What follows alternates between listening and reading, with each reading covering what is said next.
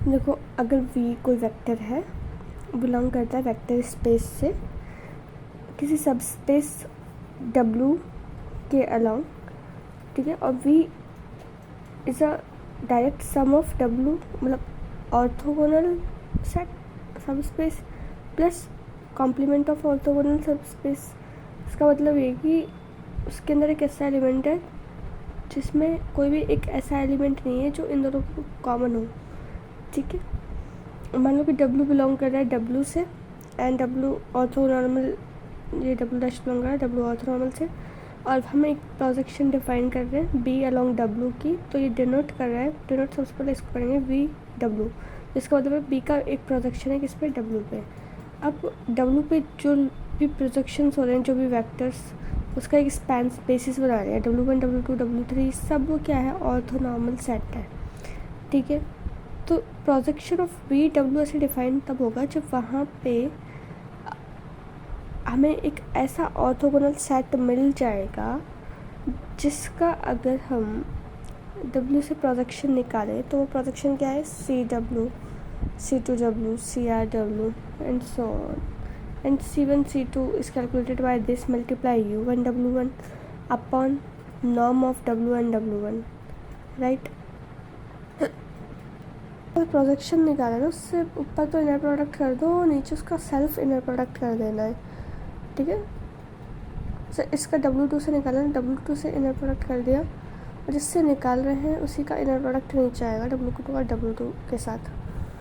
फिर उसके बाद हम पढ़ेंगे कि वेक्टर इन सब स्पेस के बीच में डिस्टेंस के निकालना हो तो भी हम प्रोजेक्शन यूज़ करेंगे, because the projection distance is V minus CW is a basically the distance between vector सब स्पेस।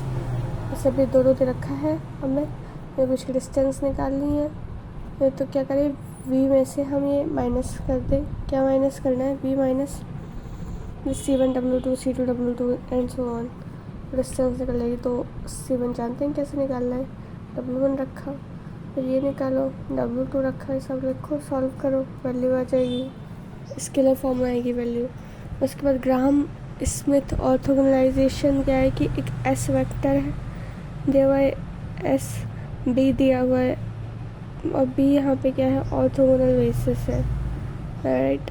तो यहाँ पे जो W हम बेसिकली निकालते हैं, वहाँ पे तो डायरेक्ट निकाल देते थे, यहाँ पे आप निकालोगे कि V वेक्टर वो बड़ा होना चाहिए, और उसी वेक्टर का हम W1 से करेंगे, राइट।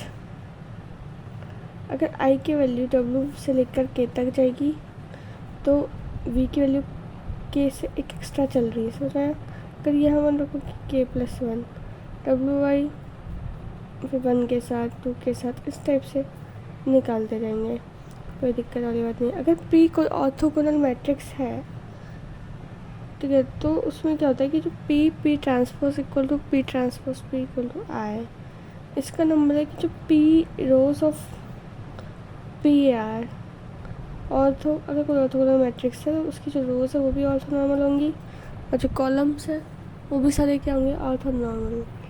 तो बेसिकली ऑर्थोनॉर्मल ये है कि उनका खुद से ही जो वेक्टर प्रोडक्ट, स्केलर प्रोडक्ट होता है, वो क्या होता है, 1, जिसकी आई है, ठीक है। तो वो तो राइट। उसके बाद E और E डैश ये बेसिस है ऑर्थोनॉर्मल के। तो जब हम चेंज ऑफ बेसिस करते हैं तो जो मैट्रिक्स ऑब्टेन होती है वो भी क्या होती है, ऑर्थोगोनल होती है। मतलब जैसे हमने 2 बेसिस बनाए और दोनों ऑर्थोनॉर्मल है, तो हम उस चेंज ऑफ बेसिस करके जो भी मैट्रिक्स फॉर्म कर रहे हैं, जो भी चेंज ऑफ बेसिस फॉर्म कर रहे हैं, वो भी क्या होगी, ऑर्थोगोनल। कब, जब उसके बेसिस क्या हो, ऑर्थोनॉर्मल। बेसिस ऑर्थोनॉर्मल है और मैट्रिक्स ऑर्थोगोनल, राइट। उसके बाद दूसरी चीज़ हमारी पढ़ती है कि पॉजिटिव डेफिनेट मैट्रिक्स। तो पॉजिटिव डेफिनेट मैट्रिक्स हम बोलते हैं, एक सबसे पहले कोई मैट्रिक्स है वो स्क्वायर मैट्रिक्स होनी चाहिए, और वो जो मैट्रिक्स है वो सिमेट्रिकल होनी चाहिए, रियल मैट्रिक्स, ठीक है। तो उसको हम दो कंडीशन हो गई हमारी, पहली चीज़ स्क्वायर मैट्रिक्स, ठीक है, दूसरी चीज़ सिमेट्रिक होगी। और उसको हम पॉजिटिव डेफिनेट तब बोलेंगे जब आपका जो ए है हमारे, उसका आप किसी से कोई वेक्टर है पर वो जीरो वेक्टर नहीं है, ठीक है, उस वेक्टर का आप इनर प्रोडक्ट ले रहे हो उसी वेक्टर के साथ ए का ट्रांसफॉर्मेशन करके, और वो ज़ीरो आ रहा है,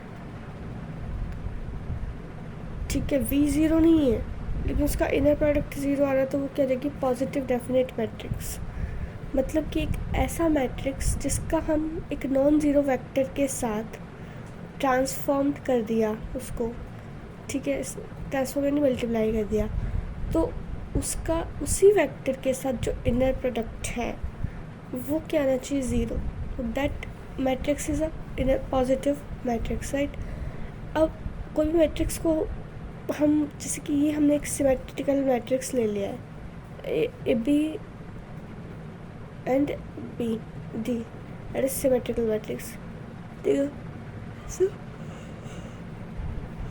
सिमेट्रिकल मैट्रिक्स का मतलब होता है कि अब ए और डी है, सबसे पहले तो वो क्या होना चाहिए, ग्रेटर देन ज़ीरो। अगर ज़ीरो हो गया तो सिमेट्रिकल मैट्रिक्स नहीं होगा फिर ये, ठीक है। मतलब अब इसको जिसको मैट्रिक्स है, मतलब all diagonal element should be greater than zero and determinant is also greater than 0. If that is possible, AD minus B is greater than 0, then this matrix is the positive matrix, because there is written, इसको हम positive matrix कब बोल रहे हैं, when its determinant is greater than 0, diagonal entry is greater than 0, and this is symmetrical matrix also, okay, right. So inner product 0 होता है, determinant 0 नहीं होता। यहाँ पे क्या होता है कि ए एंड एक पॉजिटिव सिमेट्रिकल मैट्रिक्स तो है ही, स्क्वायर मैट्रिक्स है, पॉजिटिव सिमेट्रिकल मैट्रिक्स है। जब यू का वी के साथ इनर प्रोडक्ट करवाते हैं तो इसको लिखेंगे कैसे, इसको लिखते हैं एक का कॉलम दूसरे का रो, यही आता है। तो A V as it is लिखे तो यू का क्या करूँ, ट्रांसपोज, तो यहाँ पे जगह basically this is greater than 0, क्योंकि पॉज यू एंड खुद का खुद के साथ ग्रेटर देन 0 होता है इनर प्रोडक्ट। इनर प्रोडक्ट की बेसिक प्रॉपर्टी तो यही होती है, this is also greater than 0, right. And how to matrix representation को इनर प्रोडक्ट की फॉर्म में कैसे लिखेंगे, सबसे पहले U1 U2 U लिखते जाओ, सब जो उनकी पोजीशन है ना उनका इनर प्रोडक्ट आपस में कर दो, U1 U2, यहाँ पे U2 U2 U3 U3, फिर यहाँ पे 2 का 1 के साथ, 3 का 1 के साथ, ठीक है। ये सब चीज़ें हैं, जैसे ये हमें बेसिस दे रखा है, ठीक है। फिर ये सब आप निकालो, कर लो भाई, यू का यू के साथ करके निकाल लो, इस तरह से मैट्रिक्स रिप्रेजेंटेशन निकाली जा सकती है। अब एक मैट्रिक्स रिप्रेजेंटेशन है, भाई अब इसका पॉजिटिव डेफिनेट मैट्रिक्स का रिप्रेजेंटेशन होता कैसे, जैसे यू और वी का हमें पॉजिटिव मैट्रिक्स निकालना है, ठीक है। कोई दो वेक्टर्स हैं, उससे कोई फ़र्क नहीं पड़ता, फर्क किससे पड़ रहा है, यू एक का ट्रांसपोज दूसरे का, ए बी का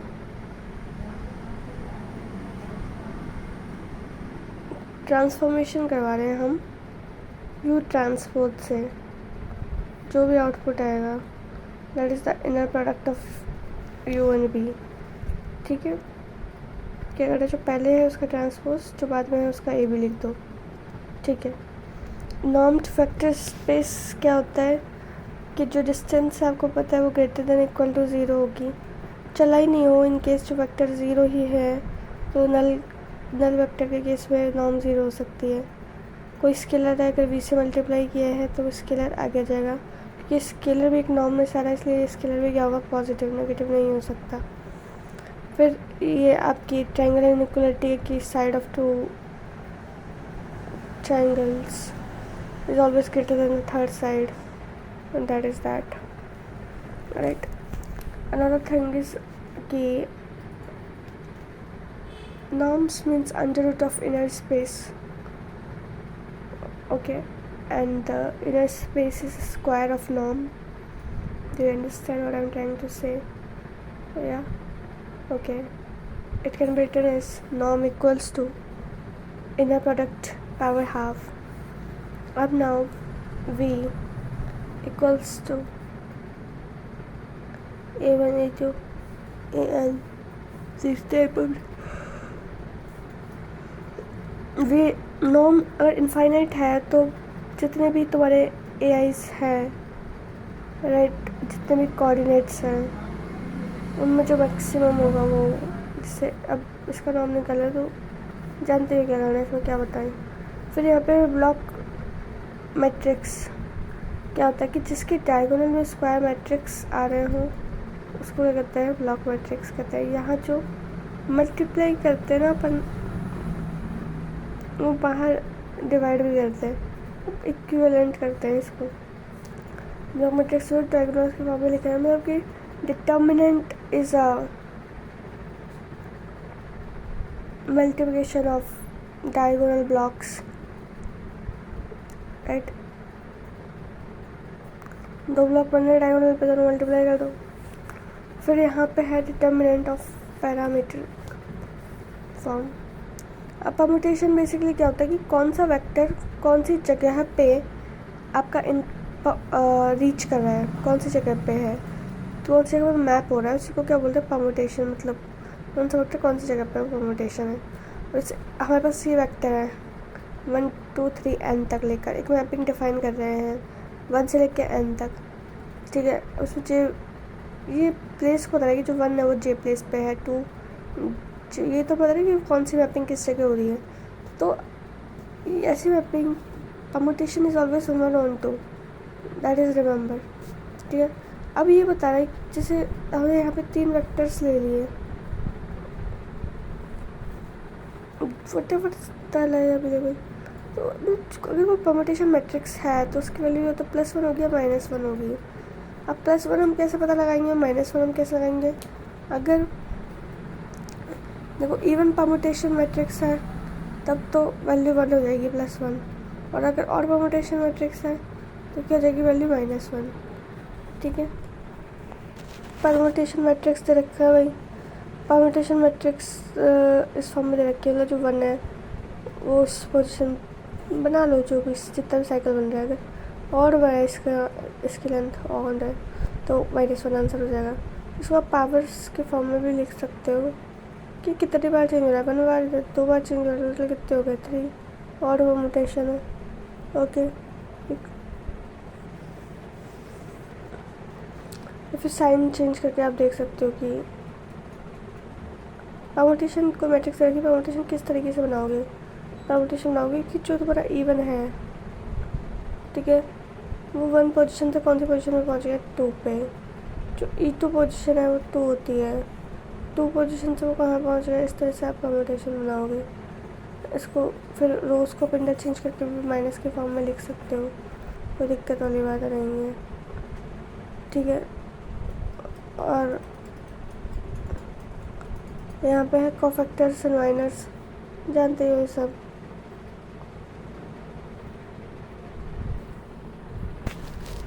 अगर डिटर्मिनेंट ऑफ i + a निकाला है मेरे को, तो डिटर्मिनेंट की वैल्यू निकाल दो, उसमें +1 ऐड कर दो। Only if the trace is equal to 0 means sum of diagonal element 0, then determinant of identity matrix plus a matrix is equal to 1 plus the determinant of a separately if the trace equal to 0, right। if दे रखा है तो मैं कोई symmetrical matrix दे रखी है, उसका determinant can be 0,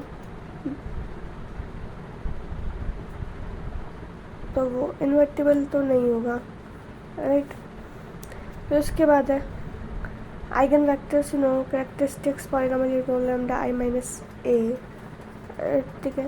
and the polynomial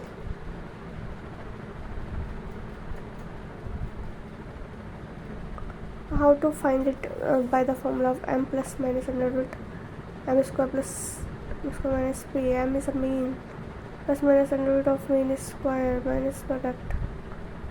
फिर यहाँ पे है जितने निकले कैरेक्टर्स उतने रूट्स होते हैं, तो ये डिपेंड करती है फील्ड पे। कैली-हैमिल्टन थ्योरम, किसी भी मैट्रिक्स की कैरेक्टरिस्टिक्स पॉलिनोमियल में लैम्डा की जगह ए रखें तो वो 0 हो जाएगा। ये कैली-हैमिल्टन थ्योरम ये कहती है कि जो भी लैम्डा दे रखा है उसकी जगह मैट्रिक्स को रिप्लेस कर दो, सॉल्यूशन बन जाएगा। फिर यहाँ पर every matrix is the root of its own characteristics polynomial. Characteristics polynomial तो निकाल लोगे, ठीक है। अब 2 ऑर्डर का तो निकालना ईजी है, 3 ऑर्डर का कैसे निकालोगे? मतलब हमें क्या करना है, जो आपका थर्ड वाला आता है पार्ट, उसमें हमें फैक्टर्स निकालने हैं, लाइक डायगोनल एलिमेंट्स के and add them a11 a22 a33, right.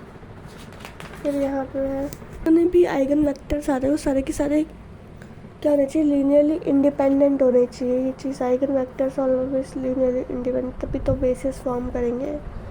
अगर आपसे पूछ ले कोई एग्जांपल में क्या आइगन वेक्टर है कि, तो देख लेना लीनियरली इंडिपेंडेंट है, किसी कॉम्बिनेशन में ना लिखा जाए। और स्केलर है वो तो always depend on somebody else, so it is naught L I और नॉट स्केलर के मल्टीपल में है, ओके।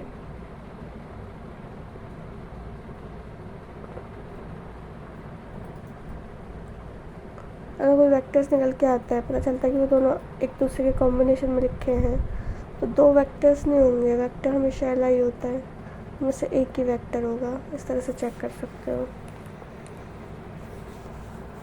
ठीक है। तो आपको 2 वेक्टर्स देखिए आइगन वेक्टर से इस इक्वेशन के, तो चेक कर लेंगे दोनों एल आई है, तो कोई एक अगर किसी और के लीनियर कॉम्बिनेशन में तो एल डी होगा ना कि L I. And eigen vectors are always linearly independent L I, ठीक है। अब यहाँ पे आपको दे रखा है कि जब ए कोई स्क्वायर मैट्रिक्स है एन क्रॉस एन ऑर्डर की एंड लैम्डा कोई आइगन वैल्यू है, determinant of A minus lambda equal to 0 no, क्योंकि कोई भी जो लीनियर ट्रांसफॉर्मेशन होती है वो किसी पॉइंट पे ट्रांसफॉर्म होगी। Lambda is a root of characteristics polynomial, that is A lambda बराबर लैम्डा वी इक्वल टू 0। ये निकाले दोनों मैट्रिक्स, तो लैम्डा क्या आइगन वैल्यू है जानते ही हो। एलजेब्रिक इस देखो ज्योमेट्रिक जो मल्टीप्लिसिटी होती है वो बेसिकली आपका होगा कि लैम्डा 1 लैम्डा 2 लैम्डा n, पता नहीं क्या है, पर यहाँ पे एल्जेब्रिक मल्टीप्लिसिटी क्या होता है, how many times the lambda is repeated.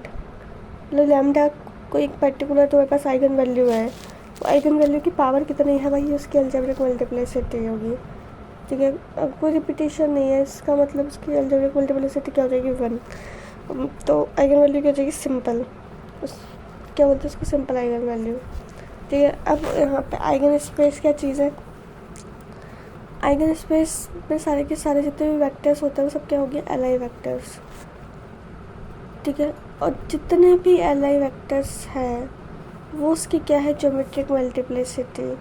अब dimension of the eigen space is the geometric multiplicity, ठीक है। अगर आपका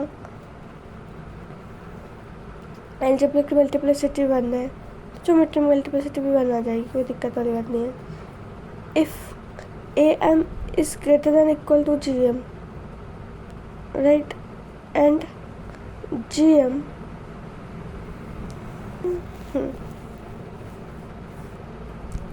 अब ज्योमेट्री डायमेंशन निकालने का एक और तरीका है, number of free variable is dimension, and how can you find the dimension is n minus rank of a minus lambda I, and what is n here, n is a dimension, k is li pivots जो भी बचे, free variables जो बचेंगे वो number of geometric multiplicity हो जाएगा, number of free variable is equal to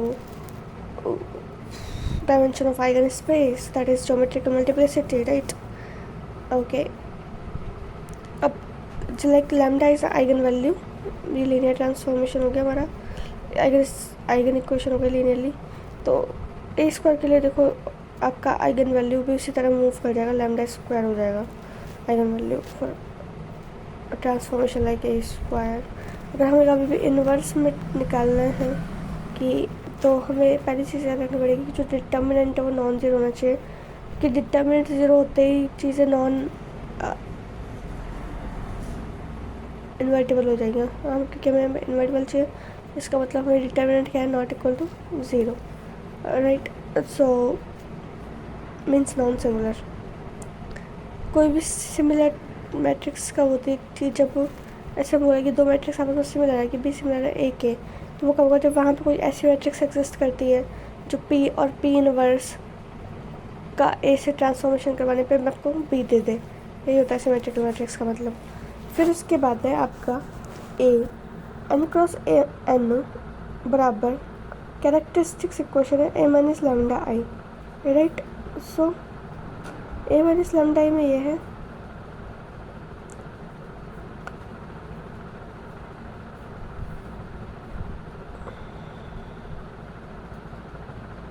देखो कोई भी एक मैट्रिक्स है जिसका एक ट्रांसपोज भी दे रखा है, तो ए और ए के ट्रांसपोज का कैरेक्टरिस्टिक इक्वेशन सेम होता है, उससे कोई डिफरेंस नहीं पड़ता। दूसरी चीज़ यहाँ पे है कि आइगन वैल्यू दोनों की सेम होती है, बट आइगन वेक्टर सेम हो ऐसा कोई ज़रूरी भी नहीं है। ये जो आइगन वैल्यू होती है वो क्या होगी, दोनों की सेम होती है।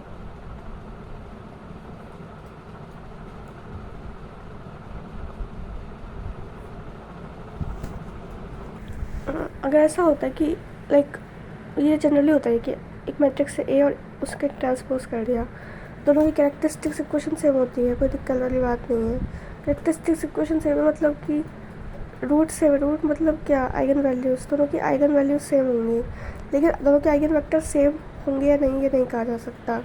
तो डायगोनल के element, upper triangular matrix, lower triangular matrix, जितने भी डायगोनल एलिमेंट है, ठीक है, वो सब क्या हो जाएंगे, उसकी आइगन वैल्यूज़ हो जाएंगी, ठीक है, upper triangular, lower triangular, diagonal में।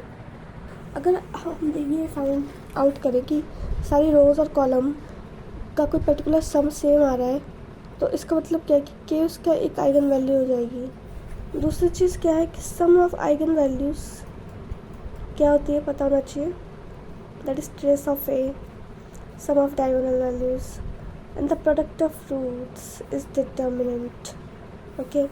And another thing is product of eigenvalues, product of roots equal to determinants, okay? And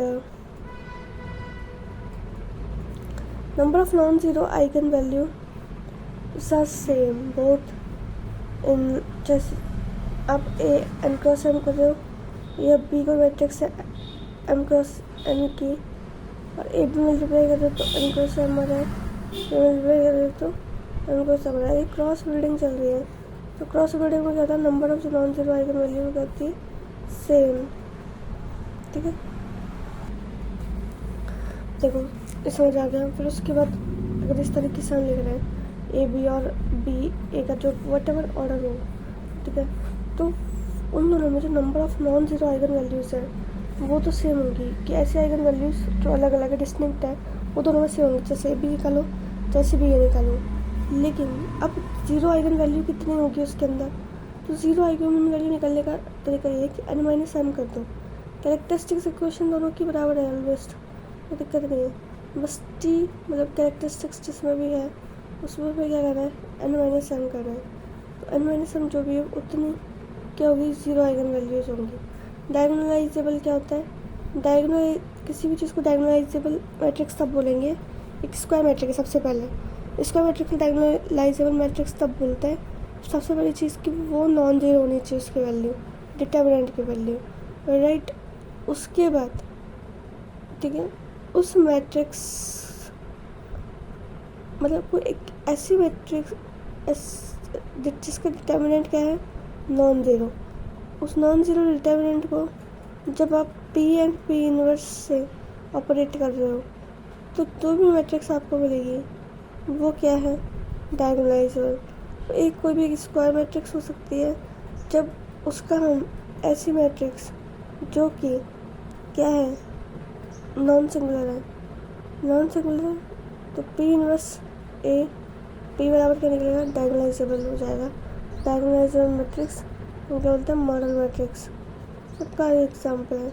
फिर यहाँ पे है अगर टी बिलोंग कर रहा है बी से बी तक और यहाँ पे एग्जिस्ट कर रहा है एस बराबर U1 U2 UN, ये क्या है, बेसिस, इसको ढूंढना है। तो डायगोनलाइजेबल क्या होता है, टी एन क्रॉस एन, ठीक है। एंड और ये होता है कि सॉरी डायगोनलाइजेबल मैट्रिक्स है, एक स्क्वायर मैट्रिक्स है ये, ओके। अब ए डायगोनलाइजेबल डी के कब, जब उसके अंदर कुछ इस टाइप के वेक्टर्स डायगोनल्स में, ये आपको देखा K1 K2 ये सब दे रखा है। इफ़ डायगोनलाइजेबल मैट्रिक्स को इस तरह से लिखते हैं कि सारी डायगोनलाइजेबल इस तरीके से लिखा हुआ जाता है। देयर एग्जिस्ट एस वन, ऐसा बेसिस यहाँ पे एग्जिस्ट करता है, कैसा, V1 V2 VN वाला, मतलब सच दैट कि अगर U1 को ट्रांसफॉर्म कर रहे हैं A से तो U1 के साथ कोई ना कोई scalar value, what ever the scalar, और यहाँ पे आपको बेसिकली वो दे रखा है आइगन वैल्यूज़ का डॉट प्रोडक्ट, वो क्या था, डायगोनलाइजेबल, ठीक है, बनाते जाओ ये सब। फिर यहाँ पे एक दूसरा भी है कि अगर ए कोई डायगोनलाइजेबल मैट्रिक्स है तब कब होती है, if A is a linearly independent eigen vectors, यानी कि इसके जितने भी आइगन वेक्टर्स दे रखे हैं वो सब के सब क्या हो, लीनियरली इंडिपेंडेंट, तो क्या जाएगा कि ए कोई डायगोनलाइजेबल मैट्रिक्स हो जाएगा। पर अगर कोई ऐसा मैट्रिक्स आ रहा है जिसका जो इनपुट है वो बेसिस फॉर्म नहीं कर रहा, वो डायगोनलाइजेबल नहीं होगा। चेक करना है कि कोई मैट्रिक्स डायगोनलाइजेबल मैट्रिक्स है क्या नहीं। सबसे पहले हम उसके कैरेक्टरिस्टिक इक्वेशन निकालते हैं, उसके रूट्स निकालेंगे, ठीक है, आइगन वैल्यूज निकालते हैं और एरे वेक्टर्स चेक करने हैं, लाइक यहाँ पे कि नंबर ऑफ फ्री वेरिएबल और फ्री वैल्यूज सब बराबर होने चाहिए। फिर यहाँ पे है gain of basis,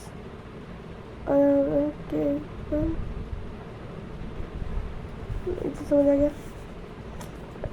N vector है तो ये है नंबर ऑफ आइगन वेक्टर्स।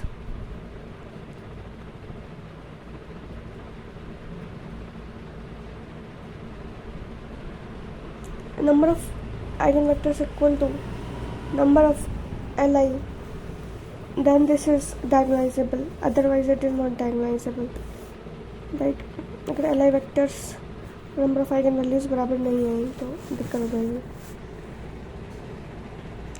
फिर यहाँ पे रेगुलर आइगन वैल्यूज़ क्या होती है भाई, रेगुलर आइगन वैल्यूज ये होंगी जहाँ पे आपका वन आ जाए एलजेब्रिक मल्टीप्लिसिटी ज्योमेट्रिक मल्टीप्लिसिटी के बराबर हो और वन आ जाए, आइगन वैल्यूज़ की power and number of free variable बराबर आ जाए, वैसे ही पूछ रहा है।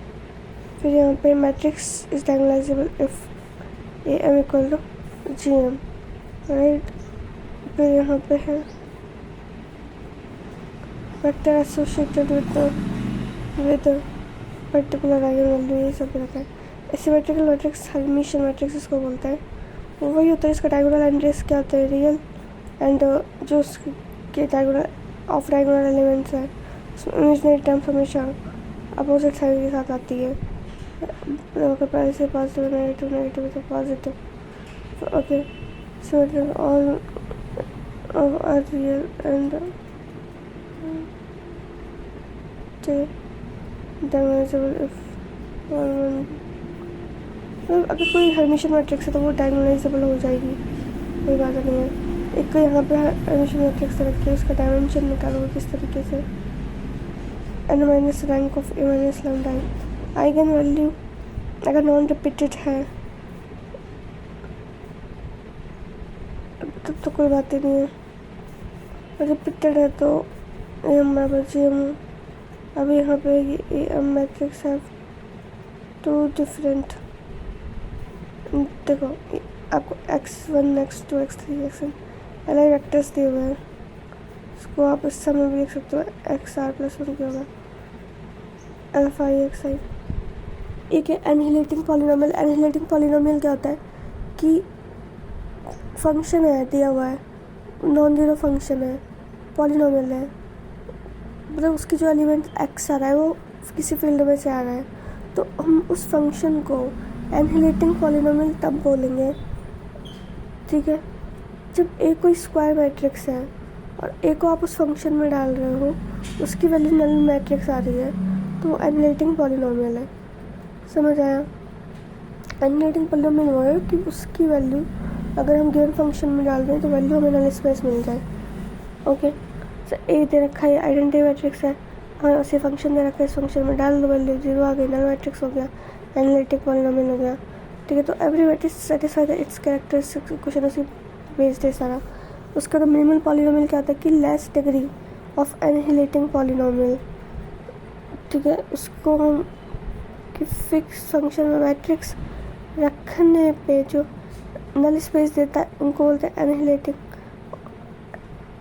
पॉलिनोमियल। ठीक है, और एनहिलेटिंग पॉलिनोमियल की जो सबसे लोएस्ट डिग्री होती है उसी को क्या बोलते हैं हम मिनिमल पॉलिनोमियल।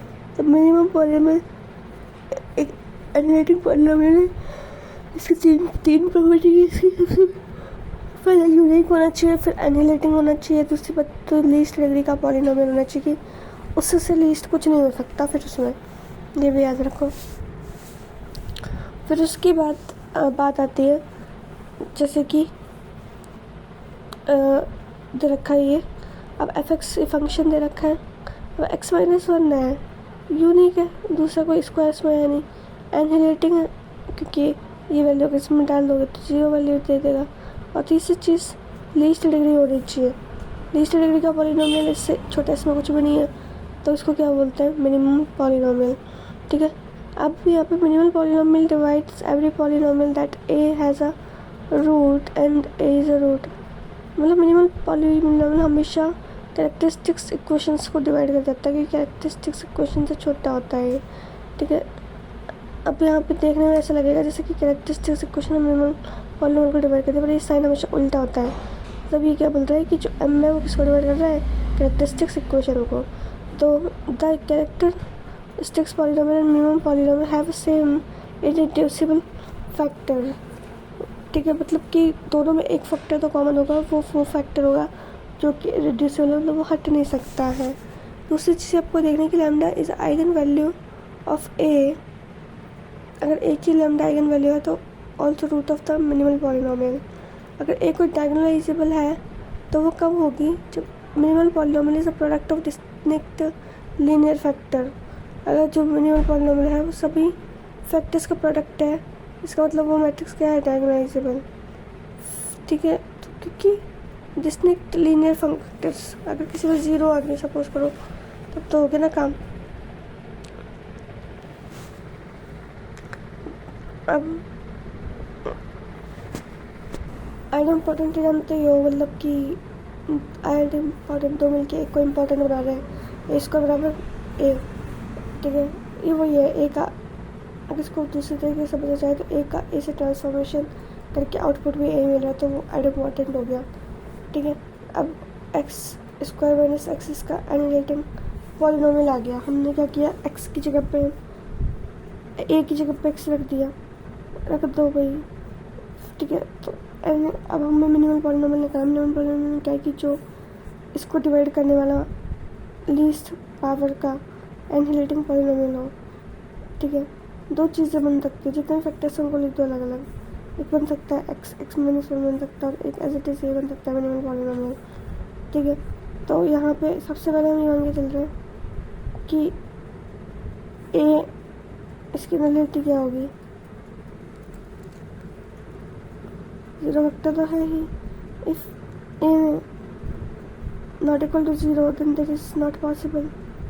ए 0 तभी वो चीज़ पॉसिबल है। अब x माइनस 1 ले रहे हैं जस्ट, तो ए बराबर आए करेंगे तब जाके वो 0 बनेगा, अदरवाइज 0 नहीं बनेगा। ये तो ट्रू है ही।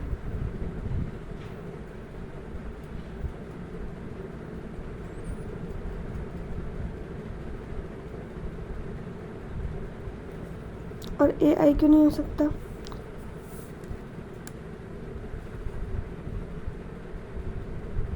क्योंकि ए क्या है, एनिहिलेटिंग पॉलिनोमियल, वैल्यू 0 दे रहा है ना। दिस और this A not equal to 0, A not equal to I and A square minus A, तो ये पॉलिनोमियल कुछ पॉलिनोमियल बनेगा। X and X minus 1। Every identity matrix are diagonalizable. पता होना चाहिए कि जो हर एक आइडेंटिटी मैट्रिक्स है वो क्या होता है, diagonalize. Eigen values of identity A square minus A is either 0 और 1। आइगन वैल्यू यही होती है आइडेंटिटी की। और दूसरी चीज़ यहाँ पे की जो रैंक होती है, कोई मैट्रिक्स ए है और आई माइनस ए की जो रैंक है वो एन के बराबर होती है। अगर ए स्क्वायर बराबर ए है और ए नॉन ज़ीरो मैट्रिक्स है, ठीक है, नॉन ज़ीरो डिटर्मिनेंट वाली, तो इसको इस तरीके से लिख सकते हो भाई, इन्वर्स करके, तब ए बराबर आई आ सकता है। ठीक है,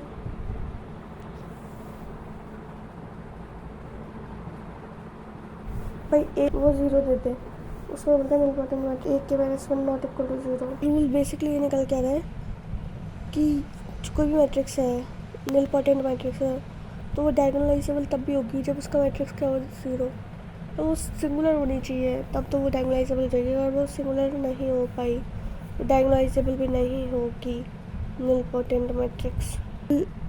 all eigen value of nilpotent matrix is 0।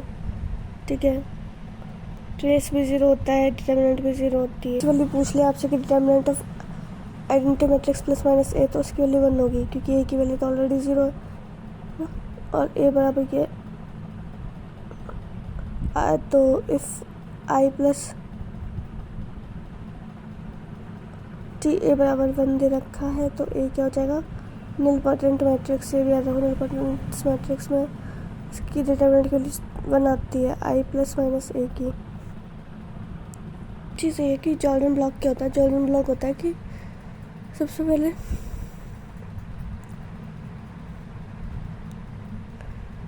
जो भी स्केलर्स डायगोनल पे एलिमेंट स्केलर्स में दे रखा है और जो भी स्केलर्स जैसे लैम्डा है तो वो नॉन ज़ीरो है, ज़ीरो नहीं होगा, मतलब ज़ीरो भी हो सकता है, नॉन ज़ीरो हो सकता है। मुझे लैम्डा, एक तो लैम्डा होगा डायगोनल पे, उससे जस्ट ऊपर वाली एंट्रीज जिसको बोलते हैं सुपर डायगोनल, वो 1 1 होता है, ये याद रखना है। और ये स्क्वायर मैट्रिक्स होगा आर क्रॉस आर का।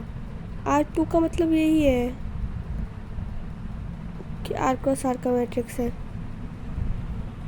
1 नहीं हो, कोई और भी एलिमेंट भी हो सकता है, ए से रिप्लेस कर दो 1 को, ठीक है, जॉर्डन ब्लॉक होगा वो। भाई जॉर्डन ब्लॉक में कैरेक्टरिस्टिक्स इक्वेशन तो इक्वल टू मिनिमल पॉलिनोमियल होता है। मिनिमल पॉलिनोमियल को लिखा है इसने टी माइनस लैम्डा आर, ठीक है, पर्टिकुलर एक लैम्डा के लिए जो बन रहा है वो अलग से लिखा गया। यदि हमें एक जॉर्डन ब्लॉक दिया जाए और उसके लिए हमसे पूछे कि डायगोनलाइजेबल है या नहीं है ना, इस तरह का क्वेश्चन हो सकता है। फिर हमसे क्वेश्चन पूछेगा कोई मैट्रिक्स डायगोनलाइजेबल तभी हो सकती है जब उसका जो मिनिमल पॉलिनोमियल है वो लीनियर फैक्टर है, ठीक है, तो तभी उसको क्या बोलते हैं, डायगोनलाइजेबल। अगर r बराबर 1 नहीं है तो डायगोनलाइजेबल नहीं होगा, इसलिए मैंने यहाँ पे पर्टिकुलर लैम्डा के लिए पावर r, अगर r के लिए 1 है, लीनियर फैक्टर है मिनिमल पॉलिनोमियल का, तब भी डायगोनलाइजेबल है, अदरवाइज डायगोनलाइजेबल नहीं है। जॉर्डन ब्लॉक के केस में होता है। यहाँ पे यह है कि जो जॉर्डन ब्लॉक है वो डायगोनलाइजेबल नहीं है, तो अगर मिनिमल पॉलिनोमियल फैक्टर के फॉर्म में नहीं आया, लीनियर फैक्टर नहीं आया, तो वो डायगोनलाइजेबल नहीं होगा। तो जो जॉर्डन ब्लॉक है वो कभी भी डायगोनलाइजेबल नहीं है। डायगोनलाइजेबल फॉर्म में लिखा जरूर जाता है वो उसकी डायगोनलाइजेबल नहीं है, मतलब उसमें सुपर सेट होगा कुछ सब। ओके, कंपेनियन मैट्रिक्स क्या चीज़ होती है? कंपेनियन मैट्रिक्स होता है कि कंपेनियन मैट्रिक्स क्या होता है कि कोई भी एक फंक्शन दिया हुआ है टी के टर्म्स में, टी वेक्टर है वो, जैसे टी एन है, टी n-1, इन सब का एक कोफिशिएंट भी दे रखा है सब कुछ, कि मोनिक पॉलीनोमियल ये है कि जो हाईएस्ट पावर होती है उसका अगर कोफिशिएंट 1 है तो उस पॉलीनोमियल को क्या बोलेंगे, मोनिक पॉलीनोमियल बोलते हैं। तो इस मोनिक पॉलीनोमियल हमें ये फाइंड आउट करना है कि जो मैट्रिक्स है उसका कैरेक्टरिस्टिक पॉलीनोमियल क्या है। ठीक है, तो सबसे पहले हमें जो जितने भी कोफिशिएंट दे रखे हैं उन कोफिशिएंट में से हम क्या करेंगे कि an हटा देंगे।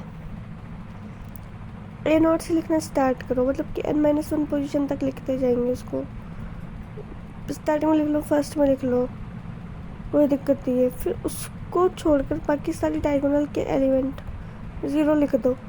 0 लिख दिए, फिर उसके जस्ट नीचे वाले के लिख दिए 1 1 1। ठीक है, अब इसमें क्या होगा कि डायगोनल क्या हो जाएगा 0, डायगोनल एंट्रीज क्या हो जाएगी 0 except the last one, all diagonal entries 0।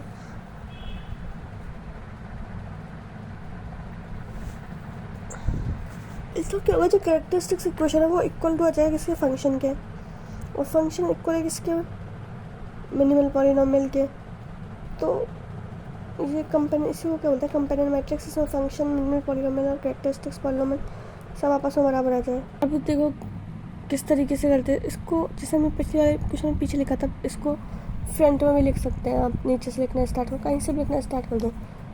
ठीक है, लास्ट वाली टर्म कि जस्ट ऊपर वाला डायगोनलाइजर आएगा, इस तरीके से आप इसको लिख सकते हैं। ठीक है, n-1 पोजीशन पे 1 1 लिखते हैं, डायगोनल से ऊपर लिखते हैं। और जैसे ये मुझे फंक्शन दे दिया एक का, ठीक है, सबसे पहले मैं इसका इस कोफिशिएंट ले लूँ 1 3 -2 मुझे लास्ट वाले से मतलब नहीं है 1 से, बाकी से कोफिशिएंट लिख दे -2 -3। डायगोनल एलिमेंट 3 को छोड़ के बाकी 0 बना दिया, उसके नीचे 1 1 बना दिया, बाकी इधर कोफिशिएंट है 0। ठीक है, अब क्या करेगा कि कॉन्स्ट, तो बस ठीक है, इस तरह से मैट्रिक्स फॉर्म करते हैं।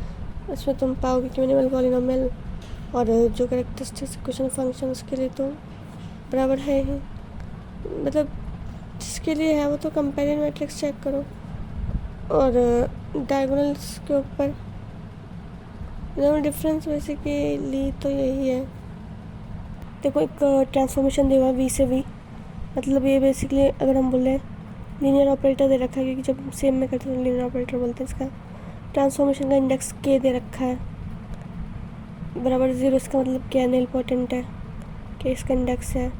टी को डायगोनलाइजेबल फॉर्म में अगर लिखना है उनको तो जॉर्डन ब्लॉक बनाना पड़ेगा, क्योंकि वैसे तो ये है नहीं। तो कैसे बनाते हैं कि जितने भी ऑर्डर की इसमें मैट्रिक्स है उतने ऑर्डर का कम से कम एक ऑर्डर, तो जैसे मतलब 3 ऑर्डर का है तो 3 ऑर्डर का एक ना एक तो बनेगा ही। बाकी ब्लॉक्स का ऑर्डर के से कम होगा वो तो ठीक है। Nullity of T, total number of N कितने बनेंगे वो इक्वल होता है नंबर ऑफ नलिटी के, कार्डिनलिटी ऑफ नलिटी कि नलिटी कितनी बन रही है, 2 नलिटी बन रही है एल डी सेट्स। ठीक है, अब 2 नलिटी बन गई, इसका मतलब कि 2 ब्लॉक्स मिलेंगे मुझे। एक 3 ऑर्डर का मिल गया, एक और मिलना बाकी है।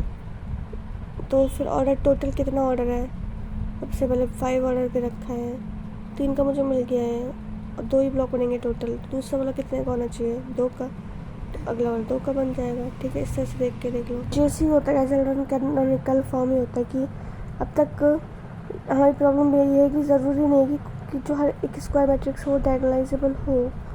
नहीं हुआ तो क्या होगा, अगर डायगोनलाइजेबल नहीं है तो हम इसको डायगोनलाइजेबल दिखा सकते हैं, और उस ट्रांसफॉर्मेशन, उस रिप्रेजेंटेशन को हम बोलते हैं जॉर्डन कैनोनिकल फॉर्म। कोई ऐसी मैट्रिक्स जो डायगोनलाइजेबल नहीं लेकिन फिर भी उसको डायगोनलाइजेबल दिखा रहे हैं ब्लॉक्स के फॉर्म में। ठीक है, फिर यहाँ पे कि कोई भी स्क्वायर मैट्रिक्स है उससे हम जॉर्डन कैनोनिकल फॉर्म में चेंज कर सकते हैं and diagonal matrix representation find out कर सकते हैं। कोई भी स्क्वायर मैट्रिक्स अगर हो तो, अगर कोई मैट्रिक्स ऑलरेडी डायगोनलाइजेबल है तो उसकी कोई ना कोई जेसी होगी मतलब कि जॉर्डन कैनोनिकल फॉर्म होगी, लेकिन कोई जॉर्डन कैनोनिकल फॉर्म है तो हम ये नहीं कह सकते कि डायगोनलाइजेबल है या नहीं है। जेसी से क्या फ़ायदा, जेसी से हमें ये फ़ायदा कि उसका मिनिमल पॉलीनोमियल कैरेक्टरिस्टिक्स पॉलीनोमियल हम आसानी से निकाल सकते हैं, और अगर मिनिमल कैरेक्टरिस्टिक पॉलीनोमियल लिखा तो जेसी फॉर्म निकाल सकते हैं। दोनों चीज़ें तो वर्क करती है यहाँ पे किसी एक पर्टिकुलर आइगन वैल्यू के लिए अगर उसकी पावर अलजेब्रिक मल्टीप्लिसिटी 1 होती है तो डायगोनलाइजेबल मैट्रिक्स है, ठीक है। अगर अलजेब्रिक मल्टीप्लिसिटी 1 भी नहीं है तो उसका जो मिनिमम पॉलीनोमियल होगा, ठीक है, वो एक लीनियर फैक्टर होना चाहिए, तब तो डायगोनलाइजेबल हो गया, अदरवाइज डायगोनलाइजेबल नहीं है। इसका मतलब ये है, एम का मतलब क्या है, क्योंकि वो लीनियर फैक्टर है।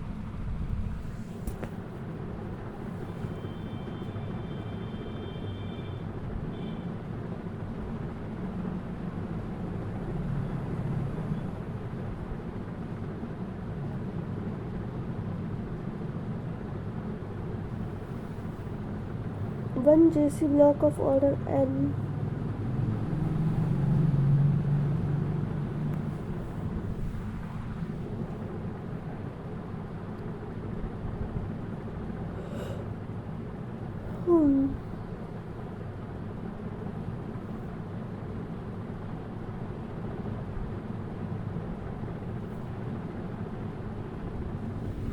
अगर मिनिमल पॉलीनोमियल का ऑर्डर m से m आ रहा है तो सारे जितने भी ब्लॉक्स बनेंगे, एक तो ब्लॉक m का तो होगा ही, बाकी जितने ब्लॉक बनेंगे वो m से छोटे ऑर्डर के बनते हैं, ठीक है। जितनी अलजेब्रिक मल्टीप्लिसिटी है उतनी ऑर्डर का जेसी बनेगा।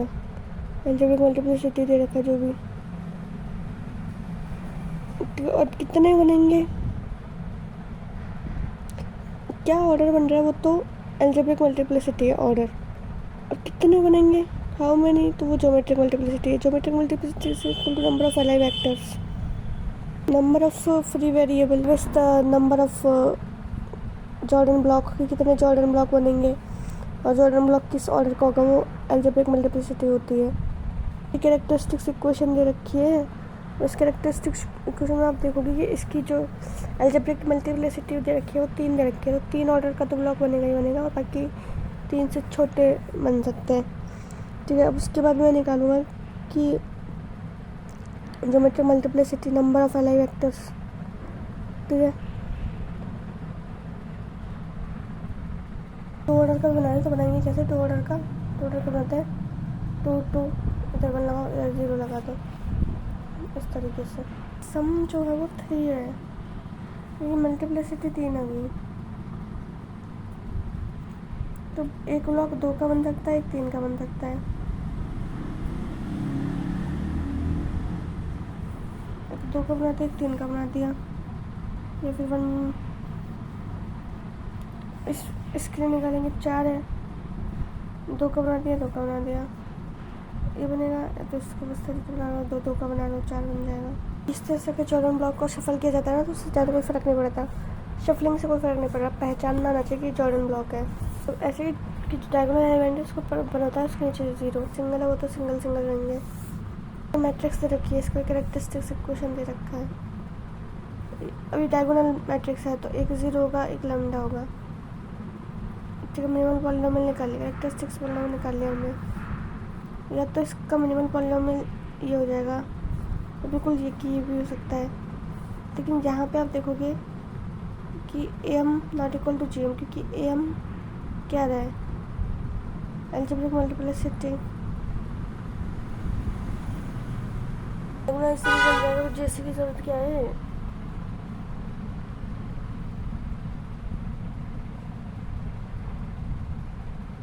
हमने देखा कि कोई भी क्वाड्रेटिक फॉर्म है वो एक सिमेट्रिकल मैट्रिक्स को रिप्रेजेंट करेगी, और जो सिमेट्रिकल मैट्रिक्स के एलिमेंट कैसे होंगे वो मेन आपका मतलब डायगोनल एलिमेंट की, जैसे देखो x1 x2 x3 लिखूँ, इधर x1 x2 x3 लिखो, इसको इससे करते जाओ, कोफिशिएंट आता जाएगा, कोफिशिएंट का हाफ रखना, बाकी दिखना। तो कोई भी क्वाड्रेटिक फॉर्म है, पॉजिटिव डेफिनेट हो सकती है, नेगेटिव डेफिनेट हो सकती है, नेगेटिव डेफिनेट भी हो सकती है, और सेमी डेफिनेट भी हो सकती है। मैट्रिक्स पर जो प्रॉपर्टी अप्लाई होंगी वही क्वाड्रेटिक फॉर्म पे भी अप्लाई होती है, ठीक है।